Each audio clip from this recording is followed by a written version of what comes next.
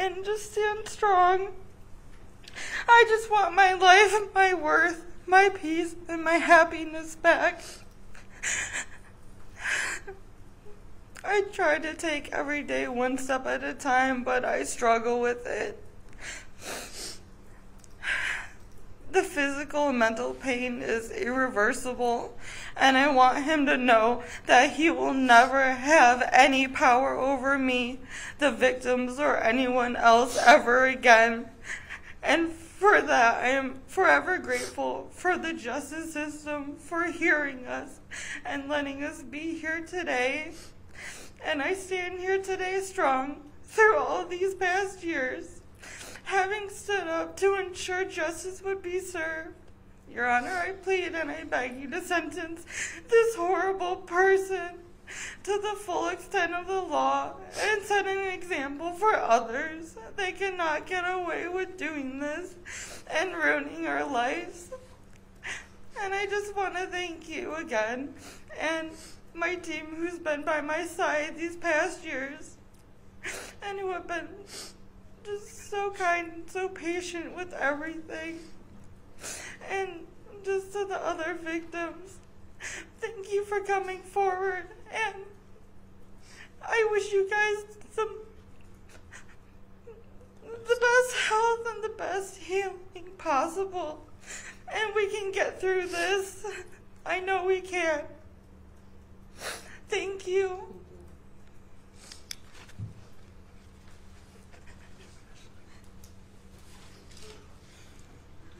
Your Honor, I don't have much to add beyond that.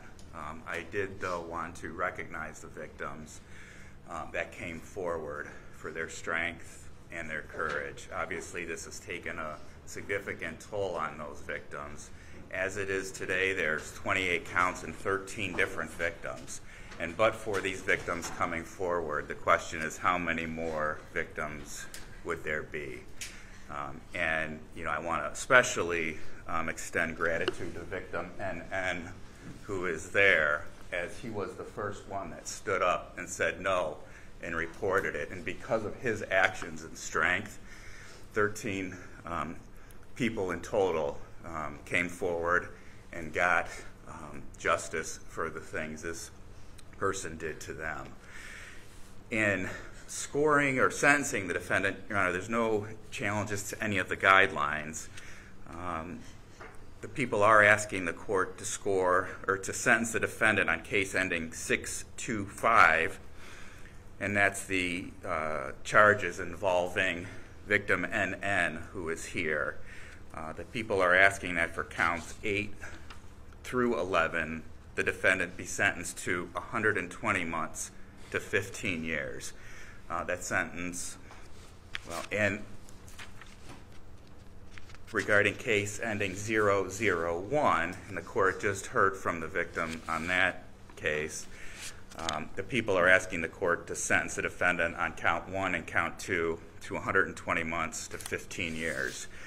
That recommendation is above the sentencing guideline range. However, I think the defendant's actions warrant it. One, we have the defendant on PRV 7 scored at 20 points, which only accounts for 2 charges. With victim NN, there was 4 additional charges that the defendant was convicted of with just him. Never mind the fact that there's 28 total counts. And regarding, as the court heard from Claire, NN's sister, this has had an effect on him that goes well beyond what's scored in OV10 in terms of reactivating his Crohn's disease, dropping out of hockey, quitting school, not working consistently, and has really diminished his lifestyle. And the same can be said for the victim that just addressed the court. Additionally, Judge, the defendant was in a position of trust, a significant position of trust, and he systematically abused that position of trust year after year after year, and he would have continued to abuse that trust but for the police and the prosecution and the victims stepping in and stopping it. And the last factor I want the court to consider is the protection of the public as a factor. And one of the concerning statements that stood out in the pre-sentence report was the defendant's own statement that he would like to get through this and then continue practicing medicine in another country. That's something that shouldn't happen. And so, like the victims, Judge, I'm asking the court to sentence the defendant to the maximum as indicated. Thank you. Well, Mr. George, why is 625 FH count 5 scored at 85 months and not 95 months? Because it was a different victim.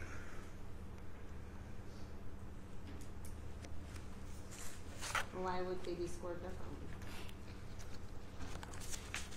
It's the same charge.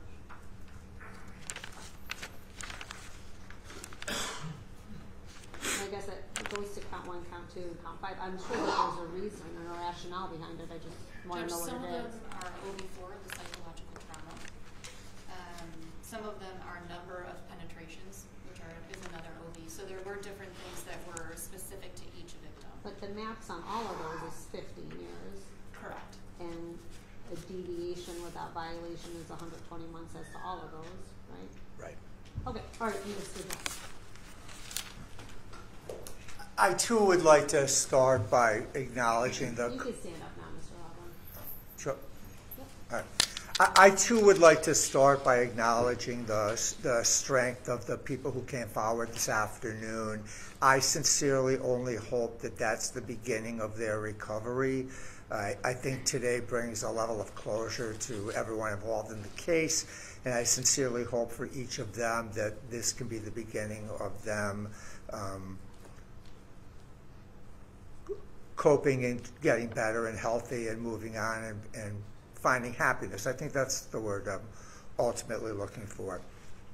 The case resolved the way it did for a variety of reasons. From our perspective, we wanted to be in a position where we could try and gain some certainty as to what the punishment would be. And I'm going to circle back to the punishment concept in a minute. And I don't want to speak for the other side so much, but notwithstanding the strength you saw today, I don't think anyone wanted to go through a trial and have this type of experience exasperated. So we found a resolution that worked. Obviously, as the judge, you understand why the no contest element was used in the grand scheme of the other things that are going on. Dr. Levran realizes he's never going to practice medicine again. Period, the end. As I discussed in what I submitted to the court, his license here has been suspended, if not revoked. And based on the convictions here, there isn't a state in the union that's going to allow him to do that. As the court well knows, there's some other things that are going on elsewhere that certainly are not germane to what we do here today, but the point being that this doesn't bring complete finality or closure to this entire story, for lack of a better phrase. So the question then is, I think appropriate's a bad word, but what is the right sentence here? There's nothing any of us can do to fix what the individuals, not just today speaking, but collectively have experienced. The first person who spoke so eloquently said that nobody can understand what her brother's experienced, and she couldn't be more right. It's incomprehensible and above and beyond what any of us are taught or need to or want to process. However, unfortunately, this won't be the last time a situation like this comes up, in the sense that our legislature did a tremendous amount of work and has revived over time, trying to take into account any and everything they can to help you as the judge know sort of where this should land. And I would suggest to the court, as I pleaded in the memo, that all these things are discussed and addressed. Mr. George made an argument that's compelling, that it's really hard to quantify these things, and I would agree with them. However, there's not levels of choices. Either you score the damage Specifically in this model, I'm talking about whether it's emotional or physical, or you don't. And it was scored, and it was properly scored. And that has to be taken into account. Over time, people process information differently. As you know, I've been working with him for, as we calculated today, the better part of 900 days. I can't do the exact math, but I think it's closer to 3 years than it is 2. And that's a lot of time to think and a lot of time to process what goes on. For him, I think it's sort of helpful to witness the strength of the people who spoke to you to understand the full impact, which may be lost. I don't know that when it started and reading a report and or the initial testimony really resonates the way that these individuals did today. One of the individuals in the pre-sentence report, I'm respectfully not mentioning the name, but we all will know who he is. You know, he asked the question about why.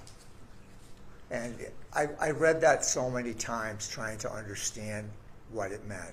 Why did it happen to me? Why did it happen at all? Why didn't I stop it? Why didn't I act differently? Why was it done to me?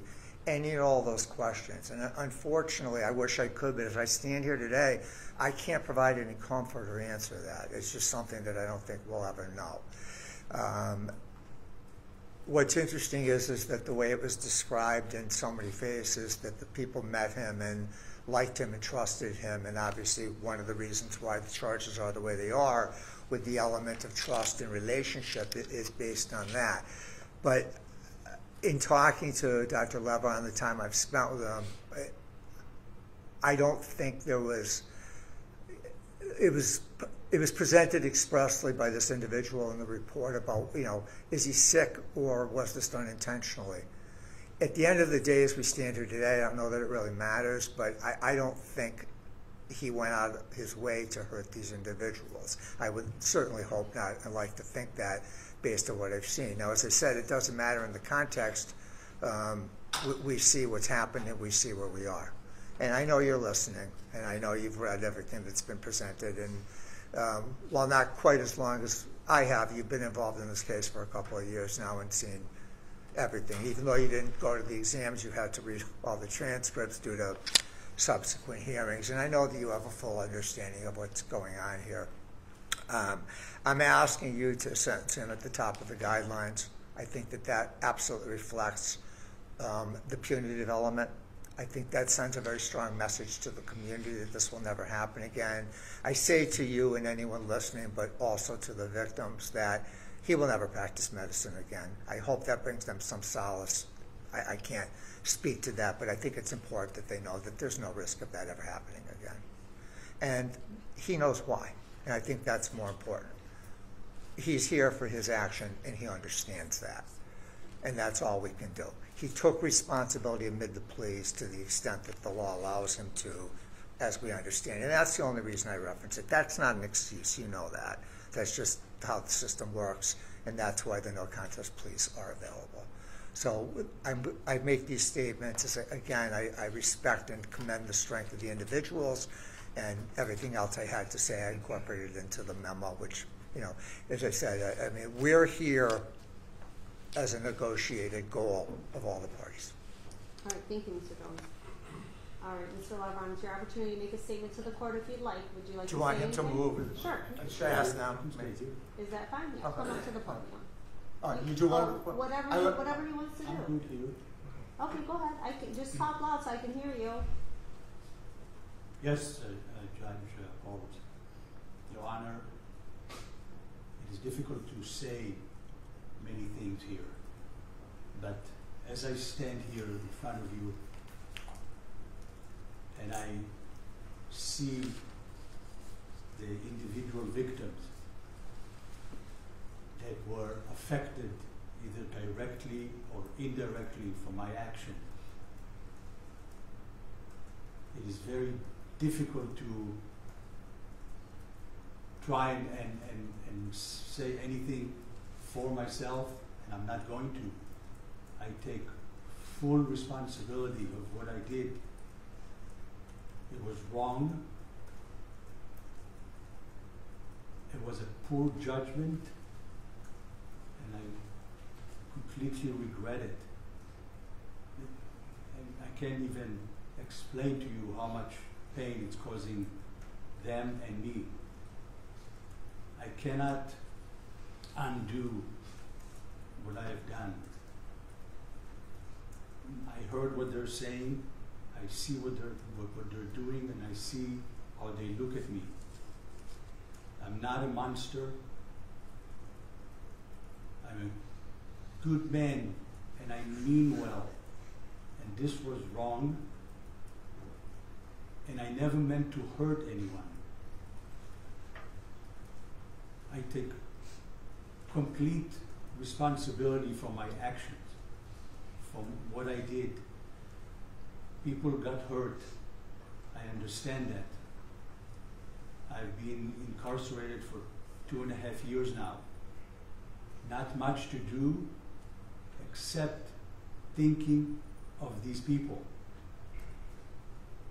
and what they're going through, what they went through. And I understand what they're saying clearly, and I sincerely apologize, and I sincerely am sorry of what happened. In those 2.5 years that I've been occupied with thinking of why am I in this position when 30 years of good practice, I had nothing like that. I'm at loss of words to express to you how sorry I am. It is very tough to say that because of what I hear and see. I hope that these individual victims will find place in their heart to reach peace and to reach a place where they can have no more pain and go on with their lives. I know what I'm facing, and the prison is a decision that I am going with it. I know that there's no words that can describe how much I wish this was undone. I'm guaranteeing that this will never happen again. I will never put anyone in this predicament again, ever. And the reason I'm saying it is because I am not a mean person. I am compassionate and I mean well, and I meant well. I did not mean to hurt anyone. I never hurt anyone in my life with all these years. With all of that, I accept every responsibility. I take the time to agree to whatever sentencing and consequences come out of this. And the most important thing is the remorse. It's 2.5 years of remorse that I could not express to anyone except to my lawyer, and a very lengthy time to the lady from the PSI. I expressed that remorse, and I want to express it to all the victims. I can't tell you how sorry I am for my actions, but I take full responsibility for my actions.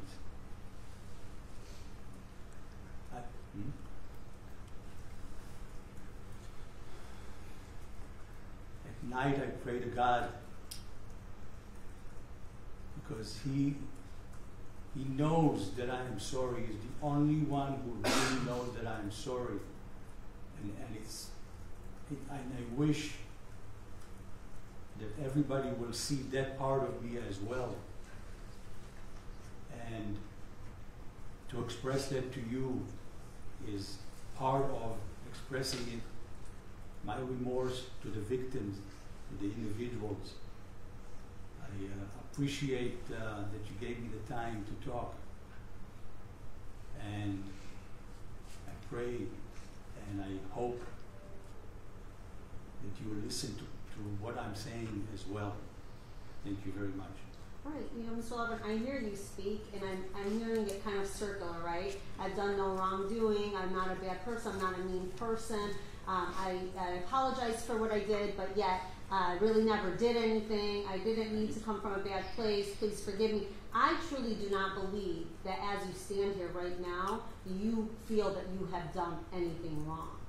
I find your behaviors and what I've read in this report to be sociopathic in nature, and that someone who is functioning in their everyday life for all these years practicing medicine and figuring out the best perfect ploy that you can hide behind this medical degree, that you can engage with these hockey associations, that you can then through that gain trust through these parents who are working hard, they're sending their kids to play hockey, they're doing everything they can, and you're the person that stands there with open arms. Don't worry about a thing. I'm going to take care of your child. Whatever they need, guess what? Come visit me at my house, in my basement, no charge. Mr. and Mrs. such and such, don't worry about it. I know you're busy. Don't come. Just drop them off. They're in good hands. I've got them. All right? And every single time you got away with it, you became emboldened to continuously commit the crimes against these children and young men. You had them exactly where you wanted them to be. And you took advantage of it. And everyone in the world thought so highly of you. You're physician such and such. You're associated with these hockey leagues. And everyone believed you. And you were playing the perfect part. And even as you stand here now, I'm not a mean person. I didn't mean to do anything wrong to these people. Have you read the statement in the pre-sentence report as to what these people said? 14, 15, 16, 17-year-old boys coming to you for an injury where you ask them to get naked, where you're showering with them in the nude. It's very convenient for you to buy that hockey ice time or the ice time on a Friday night, pay for it, buy them alcohol, but everyone's got to shower together in the nude. And even as I look at you, I've observed you in court several times. This is the first time me and you get to have this conversation. You constantly acted as if you were somehow superior, that when anybody makes a statement about your wrongdoing, you mumble, you speak over people, you don't like it, you don't want to hear it, you don't want it to become a fact, because somehow you've convinced yourself that you're the most intelligent person and everybody else is wrong. Well, guess what? You pled to 28 charges. You are now a convicted sex offender. And I'm going to do everything in my power to make sure that you are unable to harm one other person. I don't think I'm ever going to get across to you to fix you, and I don't think that you'll ever be rehabilitated. Personally, if I had the option to do it, I would sentence you to 3 life sentences, because that's what you deserve. The court is going to depart upward from the guidelines 625 FH, and that's count 1, count 2, count 5, count 8, count 9, count 10, count 17, count 18, count 19, 001 FC as to count 1 and count 2, 770 FH, that's count 1, and 939 FHS to count 1. The departure rationale is that the defendant exploited victims' vulnerability Although that is already scored in an offense variable, the OVs certainly do not take into perspective that an individual would use over the course of his medical term and practice, using his physician's license and placing him in a position where he's perceived in a trustworthy manner in society. Certainly there's no statutes or case law that support something like this. We often score exploiting victims' vulnerability for the size of the individual who would otherwise be convicted of exploitation. Here, it certainly is at a much larger scale. Although the defendant expresses a great deal of remorse here on the record, the court is left to weigh the defendant's credibility throughout the course of the proceedings, and specifically even one of the victims had mentioned in the pre-sentence report that during her time testifying at the preliminary exam, the defendant also refuted under his breath and mumbled and said things discrediting that individual. And the court had observing that at the time of the plea. The court, as it said, is not convinced that the defendant is remorseful. The court finds that the defendant has no appreciation of his wrongdoing. He refuses to refer to the victims as victims within his pre-sentence report, somehow still engaged in his mind that these acts could be consensual, although he was the medical doctor and they were the patient. He's emboldened to make comments regarding continuing practice in the medicine in a different country. This wasn't elicited or wasn't asked. It was just, hey, just so you know, you're not going to be licensed to practice here anymore. But does that mean I'm not going to be able to practice in another country? That indicates to the court that he would, in fact, have plans to continue practicing outside of the United States. His conduct towards the victims while testifying, as the court noted, is absolutely absurd and disgraceful. Simply, Mr. Levran portrays that his statements and nonverbal behavior, that he's done no wrong, that his behavior is, this court finds to be sociopathic in behavior, and assuming that these boys and men, under the guise of medical professional, participated in these actions. So with that being said, I'm going to deviate above guidelines. That's the rationale for the court's guidelines. The court needs to indicate that for the record. But before I issue your sentence, Mr. Levran, I will tell you, you are the reason parents lie awake at night and then evenings in their beds worried about where their children are. You are the reason. You are the monster. You are the monster among us in society. You're the person that everybody should have feared, but didn't know it, and it was right in front of their face. So when you walk away from here, all you've said in your PSI is, I've served, I've done service, I've been this doctor, I've traveled, I've done good in different countries. That is not who you walk away from this court, all right? You walk away here a predator, a pedophile, and a disgrace to the medical profession. That's exactly who you are. Therefore, it is the sentence of the court as to docket 232-85625FH, criminal sexual conduct, third degree, force or coercion. It's the sentence of the court that the defendant serve 120 months to 15 years in the Michigan Department of Corrections. He will receive his 749 days of credit. The guideline range here at 51 to 85. The court articulated the reasons for departure. 232-85625 count 2 is 120 months to 15 years. Corrections, 749 days of credit. As to count 3, that's the fourth degree. It's 1 to 2 years MDOC, 749 days credit. Count 4, CSC in the fourth degree, 1 to 2 years MDOC, 749 days credit. Count 5, criminal sexual conduct, third degree. It's the sentence of the court that you serve 120 months to 15 years in the Michigan Department of Corrections with a credit of 749 days. Count 6, criminal sexual conduct, fourth degree, 1 to 2 is 749 days of credit. Count 7 is a fourth degree, it's 1 to 2, Michigan Department of Corrections with 749 days credit. Count 8 is criminal sexual conduct, third degree. It's the sentence of the court that you serve 120 months to 15 years in the Michigan Department of Corrections with credit of 749 days. Count 9 is a third degree, that's 120 months to 15 years, MDOC, 749 days credit. Count 10, CSC, third degree, 120 months to 15 years, 749 days credit. Count 11 is it's a CSC third, 120 to 15 years, Michigan Department of Corrections, 749 days credit. Count 12, criminal sexual conduct, fourth degree, it's 1 to 2, MDOC with 749 days credit. Count 13 is a 4th degree, that's 1 to 2, 749 days credit. Count 14, also 4th degree, 1 to 2, 749